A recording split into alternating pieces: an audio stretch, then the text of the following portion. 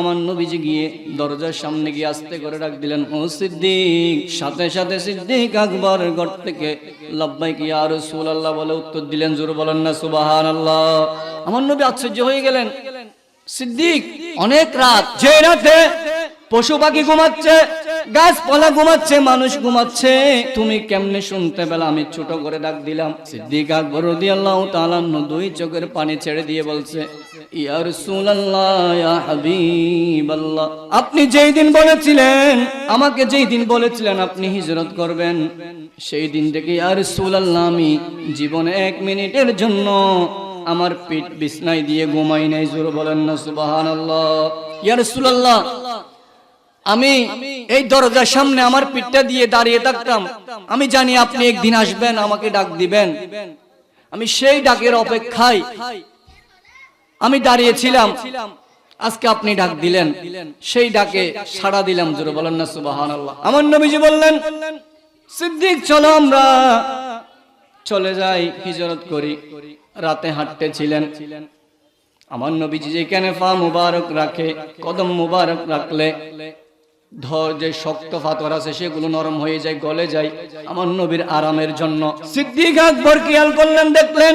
সিদ্দিক আকবর বললেন, ইয়া রাসূলুল্লাহ, ইয়া হাবিবাল্লাহ, নবী গো, আপনি যদি এইভাবে গেলে কাফেররা বুঝতে পারবে এই পথ দিয়ে আপনি গেছেন, আপনি আমার কাঁধে উঠেন। আমার নবীজিকে কাঁধে নিলেন। রাতের গভীরে হাঁটতেছে, হাঁটতে হাঁটতে অনেক দূর যাওয়ার পরে আমার নবীকে কাঁধ মুবারক থেকে নামিয়ে সিদ্দিক আকবর আমার নবীকে পিছনে দিলেন। সিদ্দিক আকবর সামনে গেলেন। আমার নবীজি জিজ্ঞেস করলেন, ও সিদ্দিক, তুমি এমনটা কেন করলে? আমাকে পিছনে দিয়ে তুমি সামনে কেন? সিদ্দিক আকবর বলে, ইয়া রাসূলুল্লাহ, ইয়া হাবিবাল্লাহ, আপনি সামনে একটু দেখেন। একজন ব্যক্তি যার নাম এসেছে সুরাকা বিন মালিক, সে আমার নবীর প্রতি তীর ধরে আছে। কারণ আবু জাহেল ঘোষণা করেছে যে মুহাম্মদকে আনতে পারবে, মারতে পারবে, তাকে 100টি উট উপহার দিব। জোরে বলেন না নাউজুবিল্লাহ। তীর ধরে আছে। ইয়া রাসূলুল্লাহ, ইয়া হাবিবাল্লাহ, আমি সিদ্দিক বেঁচে থাকতে আপনাকে তীর মারবে সেটা তো আমি সহ্য করতে পারবো না। প্রয়োজনে আমার জীবন চলে যাবে, আমি শহীদ হয়ে যাব, তারপরও আমার নবীর কিছু ক্ষতি হয় সেই কাজ আমি হতে দিব না। জোরে বলেন না সুবহানাল্লাহ। আল্লাহ পাক রব্বুল আলামিন আমাদের প্রত্যেককে সৃষ্টি করেছেন, আবার কিন্তু আমাদেরকে চলে যেতে হবে, ঠিক কি না? এই পৃথিবী ধ্বংস হয়ে যাবে, আপনি আমি মারা যাব। আমাদের যে হায়াত আছে, মূল্যবান হায়াত, সময়টুকু খুবই মূল্যবান। আল্লাহ প্রত্যেক সেকেন্ডের হিসাব আল্লাহকে দিতে হবে, ঠিক কি না? সেজন্য আপনি যাদের জন্য কষ্ট করছেন, পরিশ্রম করছেন, মাথার ঘাম পায়ে ফেলছেন, আপনি যখন মারা যাবেন আপনাকে দাফন করার জন্য ঢাকা থেকে, শহর থেকে, কক্সবাজার থেকে মানুষ আসবে না। আপনি যখন মারা যাবেন আপনাকে যারা কবরে নিয়ে যাবে, আপনাকে যারা দাফন করবে, তারা কারা জানেন না? আপনি যাদের জন্য কষ্ট করে, যাদের জন্য আপনি মাথার ঘাম পায়ে ফেলে জীবন বিসর্জন দিয়েছেন, আপনাদের যে মূল্যবান সময় যাদের জন্য ব্যয় করেছেন, যাদের ইনকাম করার জন্য, ফ্যামিলি চালার জন্য আল্লাহর ইবাদত ছেড়ে দিয়েছেন, সেই ব্যক্তিগুলো, সেই সন্তানগুলো আপনার মৃত্যুর পরে আপনাকে কবরে নিয়ে যাবে, ঠিক কি না? বাঁচতে পারবে না কেউ। আমি গত বছরে এসেছিলাম, আজকে আবার আসলাম। আপনারা একটু চিন্তা করে দেখেন, সেই গত বছর থেকে আজ পর্যন্ত আপনাদের কাছ থেকে, এই এলাকা থেকে কত মানুষ কবরে চলে গেছে, ঠিক কিনা? হয়তো আগামী বছর আসতে আসতে আমরা অনেকেই কবরে চলে যাব। সেজন্য কবরের সাথে সম্পর্ক রাখার দরকার আছে না নাই? তাহলে কবরের সাথে সম্পর্ক কেমনে রাখবো? প্রত্যেক দিন অন্তত কবরের পাশে গিয়ে সেই কবরের কথা চিন্তা করতে হবে। কি করতে হবে?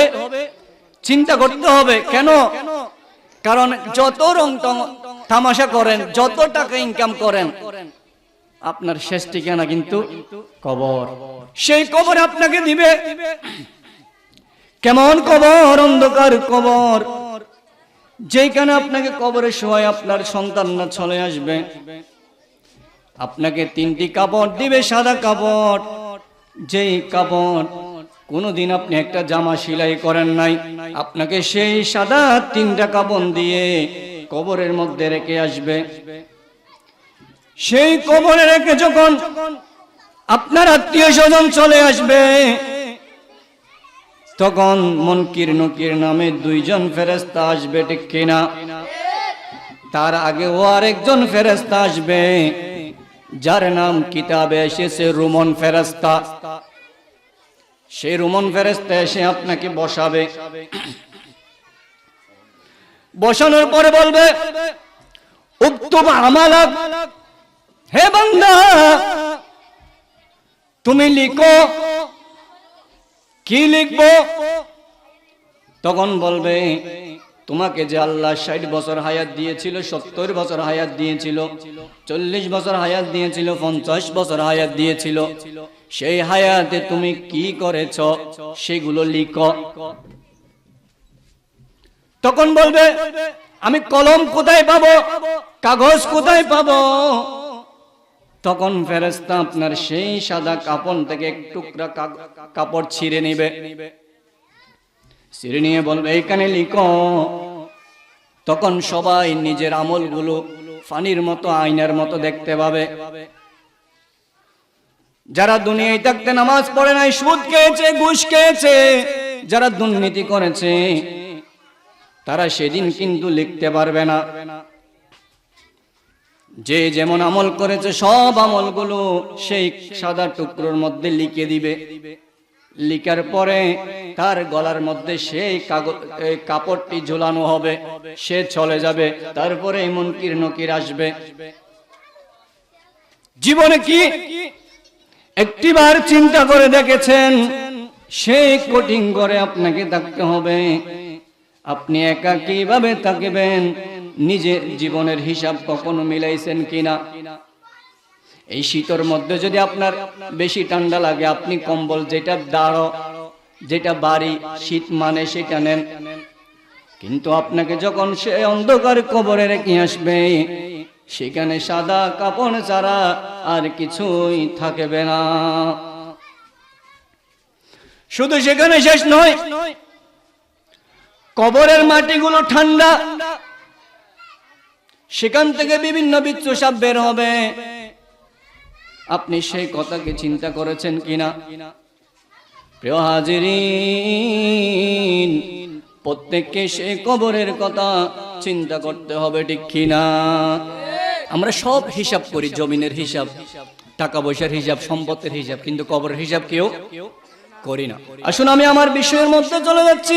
আমি আপনাদের সামনে টুকরা কুরআন থেকে আয়াতে কারিমা তেলাওয়াত করেছি। আল্লাহ বলেন, কুল ইন কুনতুম তুহিব্বুনাল্লাহ ফাত্তাবিউনি ইউহিব্বুকুমুল্লাহ ওয়া ইয়াগফির লাকুম যুনুবাকুম ওয়াল্লাহু গফুরুর রহিম। আল্লাহ বলছেন, হে নবী, আপনি আপনার উম্মতদেরকে বলে দিন। আল্লাহ কি বলবো? আল্লাহ বলছেন, হে হাবিব, আপনি তাদেরকে বলে দিন, তারা যদি আমি আল্লাহকে ভালোবাসতে চায়, তারা যাতে আপনার অনুসরণ করে, অনুকরণ করে, যাতে আপনাকে ভালোবাসে। আপনাকে অনুসরণ করলে, অনুকরণ করলে, আপনাকে ভালোবাসলে আমি আল্লাহ তাদেরকে ভালোবাসবো। জোরে বলেন না সুবহানাল্লাহ। সালাতুন ইয়া রাসূলুল্লাহ।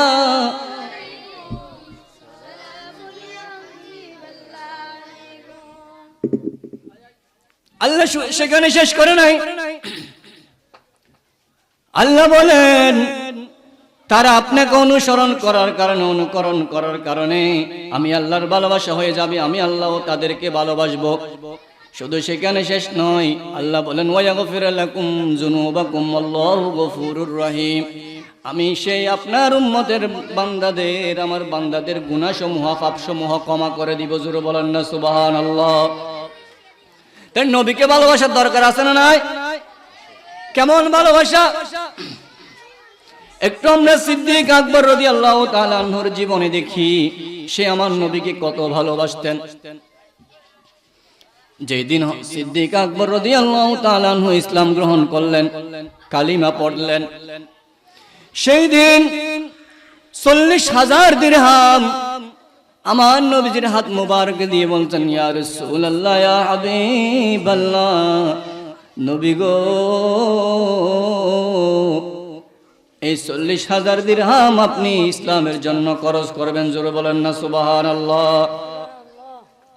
সেই দিন থেকে সিদ্দিক আকবর আমার নবীর সাথে এমন ভাবে মিশে যেতেন, থাকতেন, সাথে সাথে থাকতেন।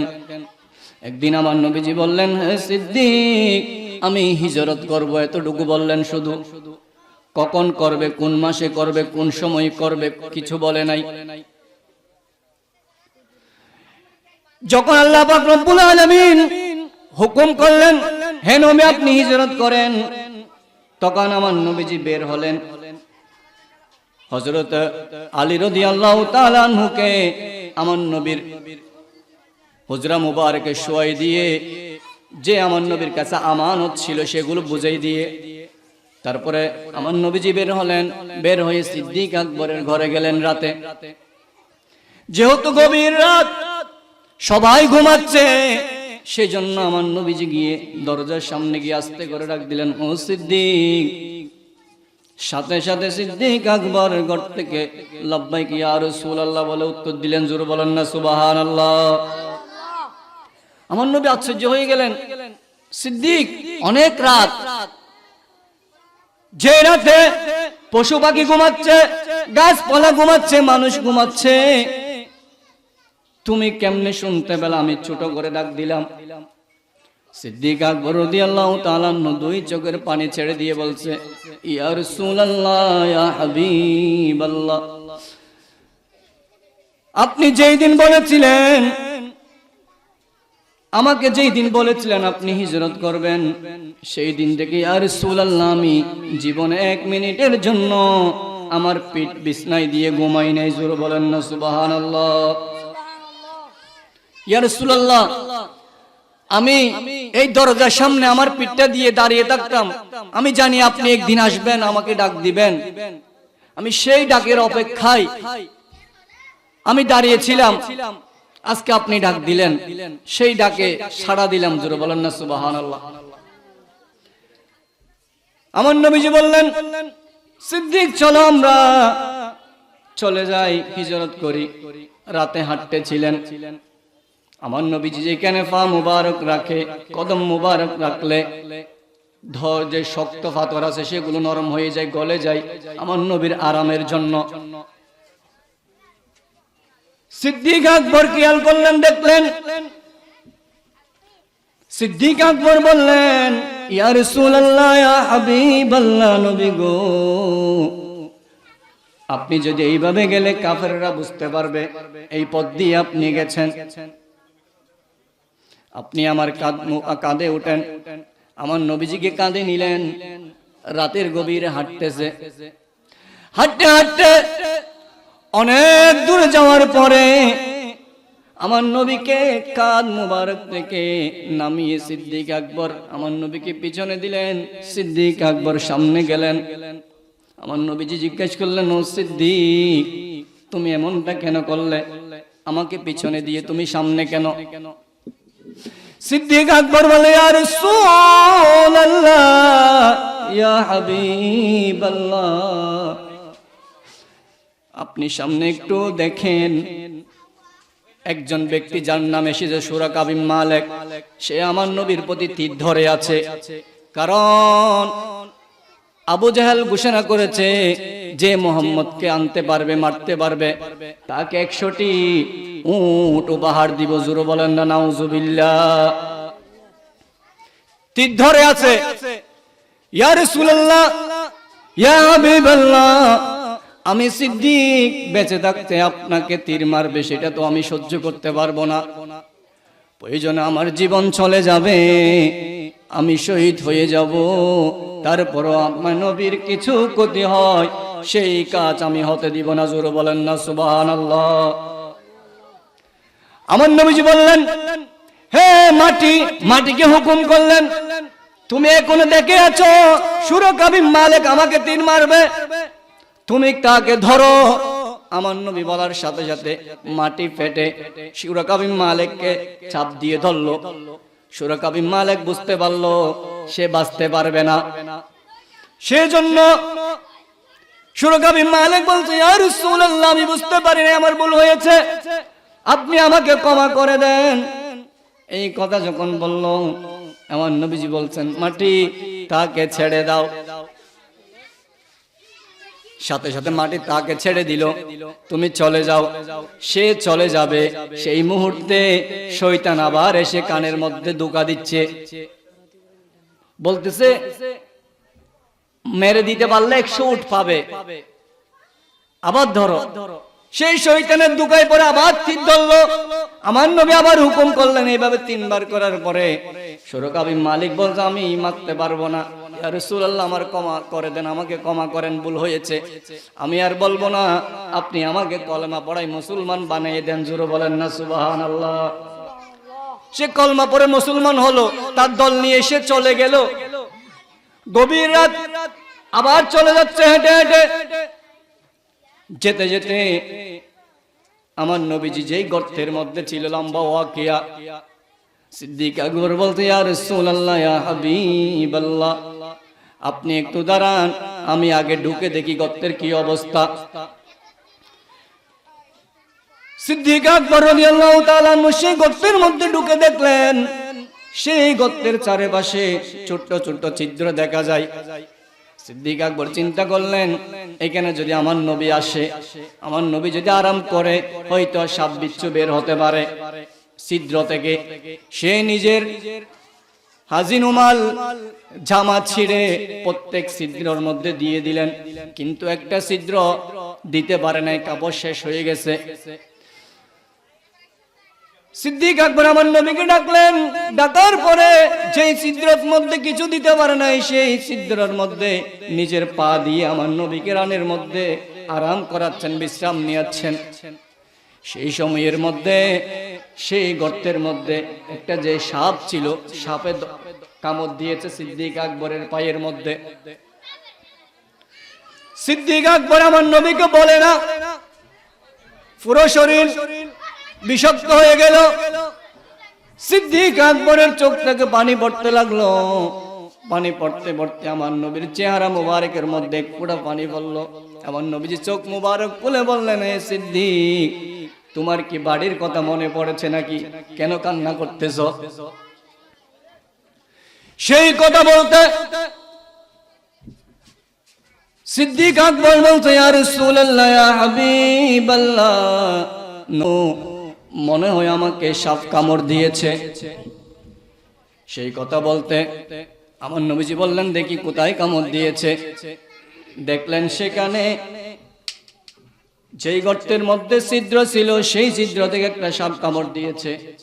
কামড় দেওয়ার পরে আমার নবীজি বললেন, সিদ্দিক এদিকে দাও। আমার নবীজির একটু তুতু মুবারক দেওয়ার সাথে সাথে সমস্ত বিষ পানি হয়ে গেল। জোর বলেন না সুবহানাল্লাহ। সেজন্য এক বঙ্গা কবি কত সুন্দর করে বলছে, বলে, আবু বকর সিদ্দিকের হাফে কামড়াইছে, আমগো নবীর তুতু দিয়ে বালা হয়ে গেছে।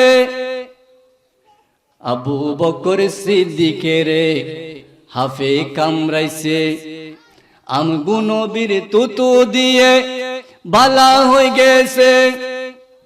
সেই জামানায় ডাক্তার বৈদ্য হেগিনা ছিলেনি, বিজ্ঞানীদের বিজ্ঞানী আমগো নবীজি, বিজ্ঞানীদের বিজ্ঞানী আমগো নবীজি। এল্লা উগা দয়াল নবী তোহাই পাইবানি, বিজ্ঞানীদের বিজ্ঞানী আমগো নবীজি। জোরে বলুন না সুবহানাল্লাহ। সুবহানাল্লাহ। তাহলে সিদ্দিক আকবর রাদিয়াল্লাহু তাআলা নূর বিষ পানি হয়ে গেল, ভালো হয়ে গেল। সেখান থেকে চলে আসলেন, এটা হচ্ছে নবীর প্রতি ভালোবাসা। সিদ্দিক আকবর রাদিয়াল্লাহু তাআলা আনহু ছিল ধনী ব্যক্তি। ইসলাম গ্রহণ করার পর থেকে সে প্রত্যেক দিন দান করত, আমার নবীকে ইসলামের জন্য দান করত। যে তখন দাস বিক্রি হতো, সেই দাস মুক্ত করে দিত। এইভাবে দিতে দিতে তার আর্থিক অবস্থা একটু খারাপ হয়ে গেছে। তাবুকের যুদ্ধের জন্য আমার নবীজি বললেন, হে আমার সাহাবারা, তোমরা যে যেভাবে পারো ইসলামের জন্য দান করো। সবাই দান করলো। দান করার পরে যে যেভাবে পায় সেভাবে দান করলো। দান করার পরে অনেকের সম্পদ ছিল, সেখান থেকে 4 ভাগ করে 2 ভাগ ইসলামের জন্য দিল, 2 ভাগ নিজের জন্য। অনেকে 3 ভাগ করে 1 ভাগ দিল, অনেকেই 2 ভাগ দিল। কখনো সাহাবায়ে কেরামরা সিদ্দিক আকবরের মতো এত দান কেউ করতে পারে নাই। সেই তাবুকের যুদ্ধে ফারুক আজম খুশি হয়ে গেলেন, বলছে এইবার তো মনে হয় আমি ফার্স্ট হব দানের মধ্যে। জোরে বলেন না সুবহানাল্লাহ। প্রত্যেকে দান করে দিল। ফারুক আজম সবার চেয়ে বেশি দিল। দেওয়ার পরে চিন্তা করতেছে সিদ্দিক আকবর এখনো আসে নাই। ফারুক আজম রাদিয়াল্লাহু তাআলা বাহিরে ঘুরতেছে, চিন্তা করতেছে এবার আমি ফার্স্ট হব। কিছুক্ষণ পরে দেখলেন সিদ্দিক আকবর রাদিয়াল্লাহু তাআলা গাড়ি একটা নিয়ে আসতেছে। আসার সময় দেখলেন মাথার মধ্যে একটা গাড়ি।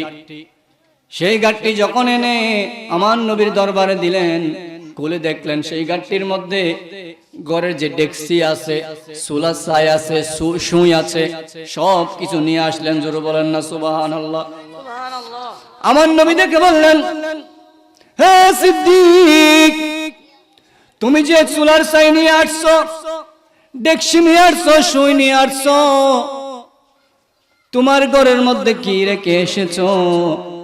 সিদ্দিক আকবর রাদিয়াল্লাহু তাআলা আনহু বলছেন, ইয়া রাসূলুল্লাহ, ইয়া হাবিবাল্লাহ, নবী গো, আমি ঘরের মধ্যে আল্লাহ এবং আল্লাহ রাসূলকে রেখে সব কিছু নিয়ে এসেছি। জোরে বলেন না সুবহানাল্লাহ। আমার নবীজি দেখে খুশি হয়ে গেলেন, সবাইকে এলান করে বললেন, হে আমার সাহাবারা, শুনো শুনো, আজকেও এই দানের মধ্যে সবার চেয়ে যিনি ফার্স্ট হয়েছেন তিনি হচ্ছেন সিদ্দিক আকবর। জোরে বলেন না সুবহানাল্লাহ।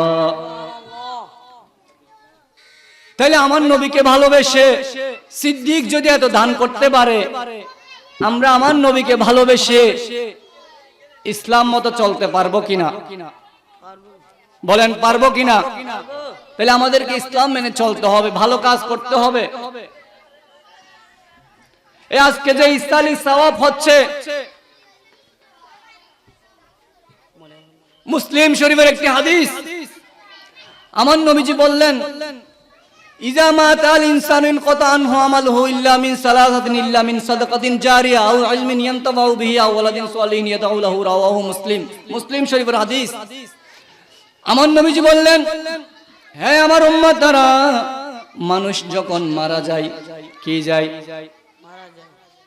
মানুষ যখন মারা যায় তখন সেই মানুষের সমস্ত আমলগুলো বন্ধ হয়ে যায়। সে চাইলে ভালো কাজও করতে পারে না, খারাপ কাজও করতে পারে না। সে চেয়ে থাকে, কেমন চেয়ে থাকে? ওই যে আটলান্টিক মহাসাগরে যদি একজন মানুষ পড়ে যায়, সে কি চায়? সে সব সময় চিন্তা করে একটা যদি কোনো কিছু আসে, আমি সেটা ধরে বাঁচবো, সেইটা চিন্তা করে। আমার নবীজি বললেন, মানুষ মরে যাওয়ার পরেও 3টা আমল, ইল্লা মিন সালাসা, 3টা আমল জারি থাকে। 1 নাম্বার হচ্ছে সাদকায়ে জারিয়া। হুজুর, সাদকায়ে জারিয়া কি? আমার নবীজি বলছেন, সাদকায়ে জারিয়া হলো মাদ্রাসা করা, মসজিদ করা, রাস্তা করা। মানুষ পানি খেতে পারে না, টিউবওয়েল নাই, টিউবওয়েল করে দেওয়া। যদি আপনি রাস্তা করে দেন, মসজিদ মাদ্রাসা করে দেন, টিউবওয়েল করে দেন, তাইলে সেই মানুষ ওই জিনিসগুলা থেকে যতদিন মানুষ উপকৃত হবে, সেই রাস্তা দিয়ে যতদিন মানুষ হাঁটবে, সেই রাস্তা দিয়ে যখন মানুষ হাঁটে, মানুষ মারা গেল ওই কবরে সওয়াব যেতে থাকবে। সুর বলেন না সুবহান। তাহলে আমার নবীজি বললেন মানুষ মৃত্যুর পরও তিনটি আমল জারি থাকে। একটি হলো সদকায়ে জারিয়া, দ্বিতীয় হচ্ছে ইলম, যারা ইলম শিক্ষা দান করে কিতাব লিখেছেন, সেই কিতাবের মাধ্যমে মাঠের মধ্যে আলোচনা করে, ক্লাসের মধ্যে আলোচনা করায়। সেই কিতাব যারা লিখে গেছেন, যারা পড়িয়েছেন, তাদের কবরও যতদিন পর্যন্ত আলোচনা থাকবে, ততদিন মানুষ মারা গেল কবরের মধ্যে সওয়াব যেতে থাকবে। জোরে বলেন না সুবহানাল্লাহ। তৃতীয় নাম্বার, এই দুইটা কাজ সবাই পারে না। কেন? সদকায়ে জারিয়া সবাই পারে না, যাদের সামর্থ্য আছে। তাইলে দুইটা আমল সবাই করতে পারে না। এক নম্বর হচ্ছে সদকায়ে জারিয়া, যার ধন আছে, টাকা পয়সা আছে, যে পয়সাওয়ালা, সে করতে পারে। দ্বিতীয়টা হচ্ছে ইলম, সবাই ইলম অর্জন করতে পারে না, সবাই পড়াশোনা করতে পারে না। কিন্তু তৃতীয় নাম্বার, সেটা আমরা সবাই পারি। নেককার সন্তান, সলেহীন সন্তান, যারা দুনিয়াতে রেখে যেতে পারে, তাহলে মৃত্যুর পরেও সেই মানুষের কবরে সওয়াব যেতে থাকবে। জোরে বলেন না সুবহানাল্লাহ। আজকের এই মাহফিল মরহুম বশিরুল্লাহ ও তার আত্মীয় স্বজন যারা মারা গেছেন, তাহলে তাদের কবরে আজকের মাহফিলের সওয়াব যাবে কিনা? সবাই বলেন যাবে কিনা? তাহলে মুসলিম শরীফের হাদিস বলছে, যদি সন্তান, নেককার সন্তান দুনিয়াতে রেখে যায়, তাহলে সেই সওয়াবগুলো কবরে যাবে। জোরে বলেন না সুবহানাল্লাহ। তাহলে সওয়াব, ভালো কাজ, নেক কাজ করার দরকার আছে না নাই? জোরে বলেন আরো আছে না নাই? তাহলে মাহফিলে যাওয়া দরকার আছে না নাই? ভালো কাজগুলো আল্লাহ আমাদের প্রত্যেককে করার তৌফিক দান করুন। সকল বলুন আমিন।